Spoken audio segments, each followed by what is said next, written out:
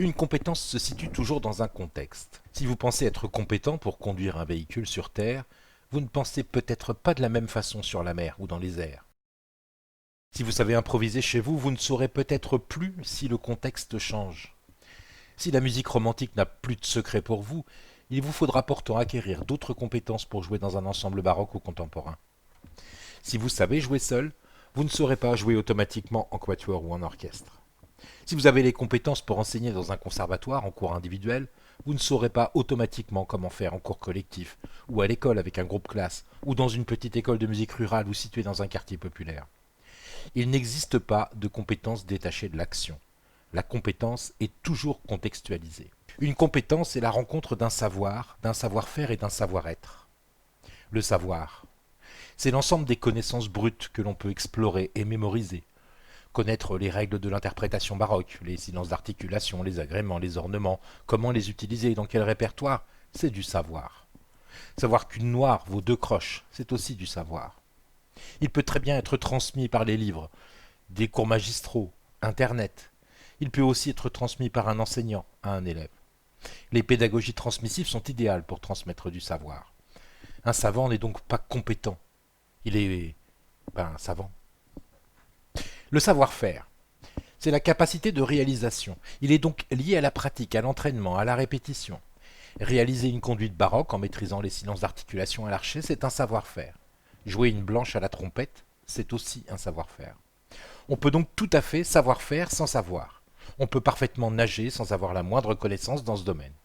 On peut parfaitement composer de la musique sans en avoir davantage. Erik Satie s'était vu adresser cette critique, par exemple. En 1905, je me suis mis à travailler avec Dindy. J'étais las de me voir reprocher une ignorance que je croyais avoir puisque les personnes compétentes la signalaient dans mes œuvres.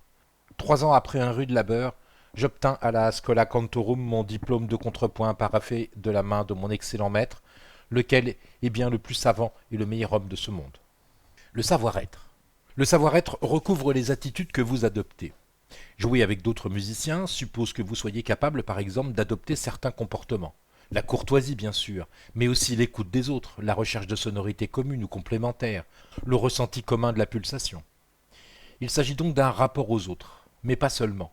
Que dire d'un prof qui ne se remettrait jamais en question, qui ne continuerait pas à se former, qui serait fermé aux projets ou aux esthétiques nouvelles?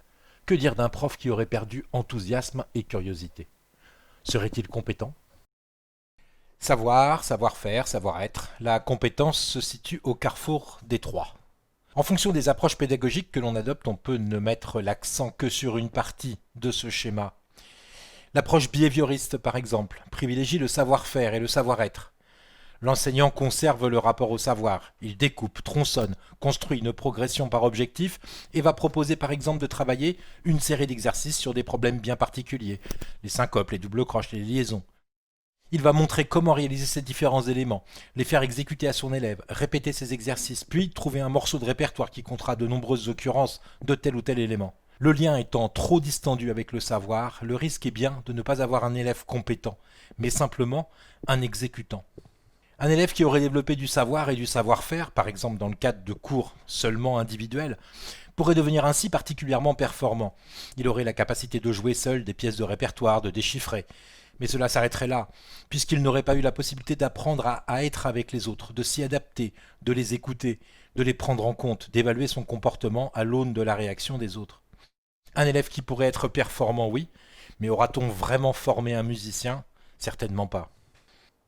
Sans savoir-faire, un élève saurait sans doute discuter et échanger ses connaissances avec d'autres. Cet élève serait connaissant, une sorte de savant habile en société. La compétence est toujours celle d'un individu. Elle mobilise l'intelligence et l'initiative, la curiosité et l'adaptabilité, le sens critique. On doit pouvoir l'évaluer selon des critères qui comprendront l'évaluation des savoirs, des savoir-faire et des savoir-être. Définition: une compétence désigne le système de connaissances qui permettra d'engendrer une activité répondant aux exigences d'une certaine classe de situation. Elle est évaluable.